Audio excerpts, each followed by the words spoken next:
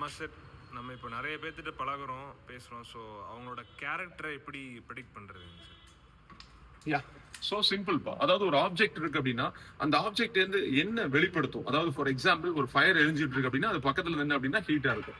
அதே மாதிரி ஒரு ஐஸ் பாத் இருக்கு, ஸோ அது பக்கத்துல இருக்கும்போது நமக்கு ஜில்லுன்னு இருக்கும். ஸோ அது மாதிரி தான் ஹியூமன் பீயிங். ஸோ அவங்க பக்கத்துல வரும்போது ஒரு நல்ல ஒரு vibration and bad vibration and அவங்க வெளிப்படுத்துற வார்த்தைகள்ல நம்ம ஈஸியா ப்ரெடிக்ட் பண்ணலாம்.